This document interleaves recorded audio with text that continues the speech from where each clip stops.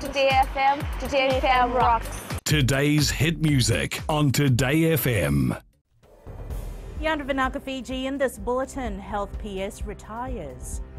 FRA looks into traffic issues and mental health concerns due to COVID-19. From the studios of FBC Suva, Jackie Spate. Dr. James Fong has been appointed the new Acting Permanent Secretary for Health and Medical Services.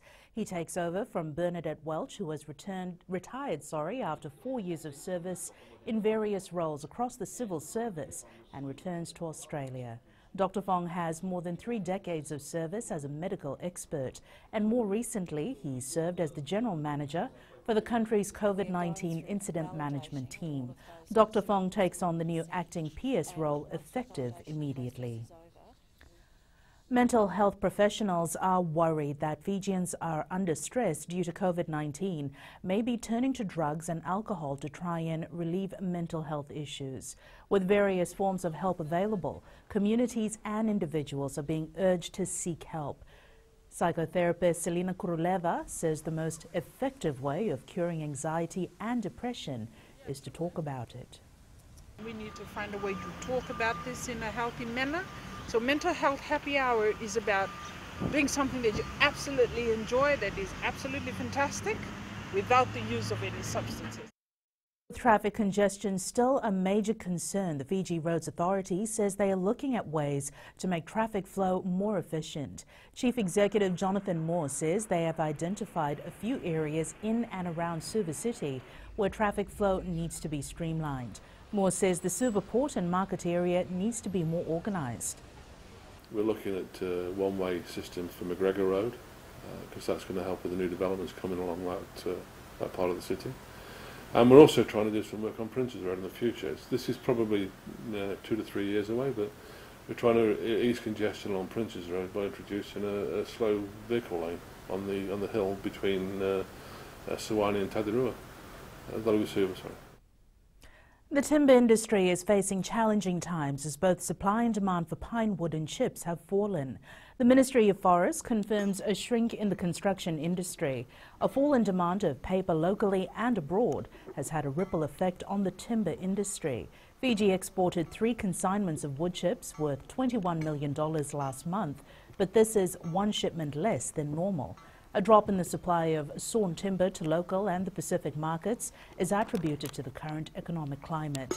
The Ministry of Forests confirms the pine sector has been the hardest hit since the coronavirus shook the global economy. Wood supply, the actual pine wood supply dropped by about 28% and wood chips by 18.4%. Wood chips are actually exported to 2 markets, Japan and China. Whilst coronavirus has gripped a majority of sectors, there's been little impact on the dairy industry. Fiji Cooperative Dairy Company Limited says some of the restrictions have actually proven beneficial for farmers. Chief Executive Kushmendra Prasad says more farmers spent a majority of their time on the farm during COVID-19. The corporation says the cost of raw materials has increased slightly following the pandemic, but not so much as to affect profits. No problem in the milk production, because what happened is the interventions were coming up from the last 2 years, and we have seen there is a 7% in the first time in the quota of after 3 years we have been above the by 7%. The production has increased by 7%. Manohan Aluminium and Glass Limited has managed to continue normal operations during this COVID-19 crisis. Established 40 years ago, the company employs about 60 people and is continuing with construction projects around the country. With many businesses laying off workers as a cost-cutting measure due to the COVID-19 pandemic, Manohan Aluminium and Glass has retained all its employees.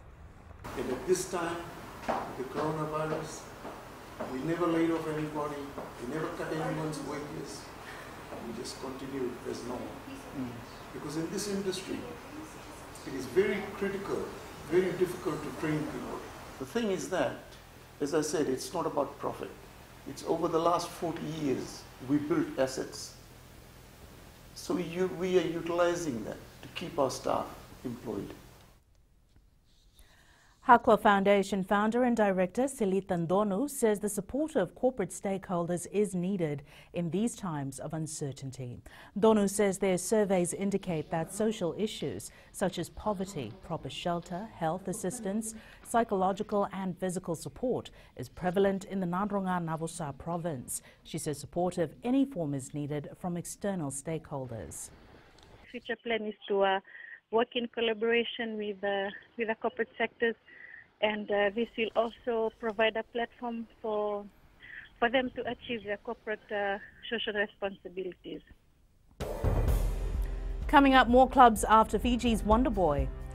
And good news for Women's Rugby League.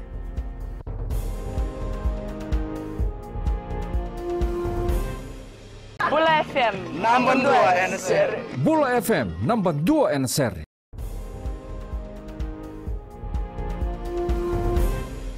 Two more Hero India Super League clubs are interested in Fiji football star Roy Krishna.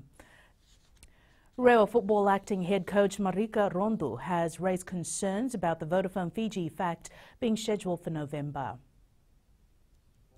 As one of the districts competing for the top 6 spots in the tournament, Rondu is wary of letting his players take the field until and unless the authorities say it's safe to do so. Rewa acting head coach Marika Rondu says the best option for the Fiji FA teams is to cancel all tournaments for the rest of the year. Though the game time reduces, that does not take away the fact that the tournament, I think, will be held in 1 week. So, but my take on this is, I think, with the current pandemic, we should really consider re-looking at trying to abolish the Fiji fact. The approval of the NRL Women's Elite Competition is good news for the Fiji Mbulikula as they look ahead to next year's Emerging Nations World Championship in June. Fiji National Rugby League Interim Chief Executive Don Nathambe says this will be a big boost for the Mbulikula. He says majority of the Mbulikula players play in the NRL Women's Competition. Nathambe adds this will also be an added benefit in relation to their preparations for the World Championship. Great news to hear that the NRL women will go ahead this year. As you know, we have quite a lot of talent, girls who are in Australia playing in the NRL women's competition that have Fijian heritage.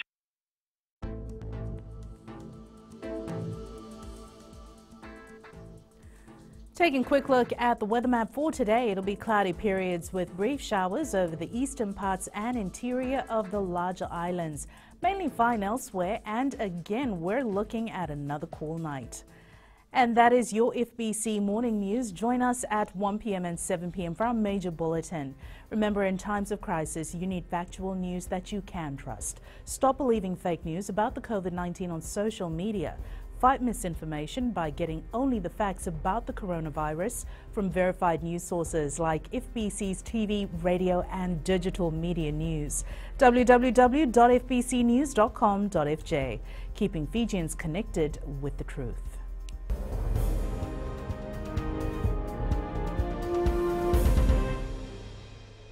Bula FM number 2 NSR. Bula FM number 2 NSR.